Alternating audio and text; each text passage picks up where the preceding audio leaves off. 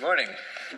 I'm Jeff Opperman. I'm the lead scientist for the Great Rivers Global Priority. I also lead our strategy on sustainable hydropower. So, fighting dams is embedded deep in the DNA of environmentalists. In fact, the environmental movement cut its teeth fighting dams. And it's easy to see why. Dams fill up canyons, they fragment rivers. They're one of the leading causes of the decline of freshwater species. But it's really not that simple. So 7 years ago, when I first started working on dams for the Conservancy, I went to a global hydropower conference in Turkey, and I found myself sitting at a round table like one of these, and next to me was an energy minister from Tanzania. And when I introduced myself and my affiliation, he turned in his seat and he pointed a finger at me. And he said, "You environmentalists, you opposed a dam that was going to provide electricity to rural villages. It was going to provide electricity to keep vaccines refrigerated. And all of this was because of a toad." So I sat there and I fumbled out some kind of response, but in the big picture, I was at a loss for words. And it's not just me. For decades, environmentalists have had a very limited vocabulary when it came to dams, basically just the word no. But as we face a world that will reach 9 billion people, with many of them desperately still in need of electricity, we have to realize that we need a much broader vocabulary when it comes to dealing with the challenge of dams. Now, it turns out that the dam that energy minister was describing was only delayed, and it was ultimately built.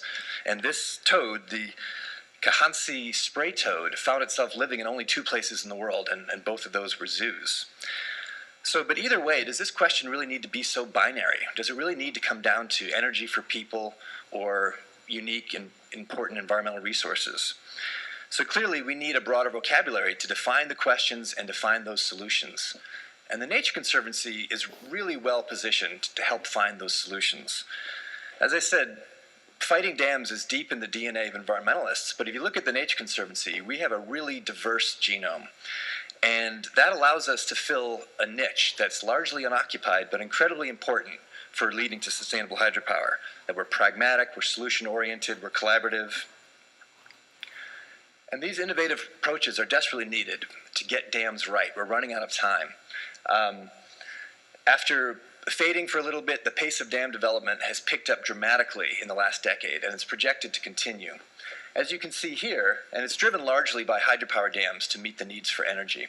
As you can see here, regions like South America, Africa, and Asia have only developed, the majority of their hydropower potential has not yet been developed. And if you take it as a whole, the world is projected to build as much hydropower in the next few decades as was built in the past century. And what this means for rivers is that many of the remaining undammed rivers in the world face dramatic changes over the next few decades. And if you look at the pace and scope of this, it's pretty clear that just opposing dams is not going to change this overall trajectory. We need to get beyond the question of individual dams, working with the people who are part of this process to move towards sustainable systems of dams. Because we know that hydropower can be developed in ways that is more compatible with the other environmental and social resources of a river basin, and we can use our science to demonstrate that. So here we have some modeling data from the Tapajós, actually a tributary of the Tapajós, which is a tributary of the Amazon in Brazil. And we're using this to compare different scenarios for how you develop hydropower. And the one on the left was developed basically randomly, as you would dam by dam. The one on the right was developed with an intentional process to try to balance energy, social, and environmental resources. Now, these 2 scenarios produce equal amounts of energy, but the scenario on the right protects significantly more indigenous and biodiversity values, and it actually has twice as much connectivity in the channel network. So building on this, our hydropower strategy has 3 main components. First, we need to lead the way by showing thought leadership and scientific leadership by framing the challenge and defining the innovative solutions. We desperately need to increase our capacity, particularly in places like China, which is now home to the leading companies and funders of hydropower globally. And we need to build a toolkit by working across the Nature Conservancy's work in river basins on 4 continents and demonstrate solutions that show what success looks like. All of this trying to bend the arc of investment of hydropower. And that arc is leading to a really huge number. It's estimated in the next few decades, $3 trillion will be invested to essentially double the capacity of global hydropower around the world. We project that if we want to move that overall sector towards greater sustainability, we need to work directly on 10% of that future growth. That means to move the whole sector, we need to have finding solutions for about 10% of future hydropower. Now that 10% is actually a huge number. So how do we get to that?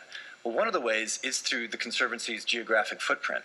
So the Great Rivers Partnership encompasses 8 basins, and those 8 basins alone represent about 10% of the forecasted future hydropower around the world. Another way to get at that is to work directly with the institutions that are shaping how hydropower is developed. And to give you a sense of scale and concentration, just consider one company alone in China, Sino Hydropower, with working in more than 90 countries and representing more than 50% of the market share of development of hydropower around the world. So if we can focus on changing the practices of giants like Sino Hydro, and also building on the relationships we have with other giants like Odebrecht and Three Gorges Corporation, by working with them directly, we can be working on a pretty sizable chunk of the next increment of hydropower that we've built. We estimate that we'll need $30 million to have this kind of global influence that I just described over the next 3 years. And we can think of this as transformative money, the way that Kaki described, because we're taking, in the grand scheme of things, a relatively small amount of money to try to move a huge sector and influence decisions to reach outcomes that we could never afford to buy.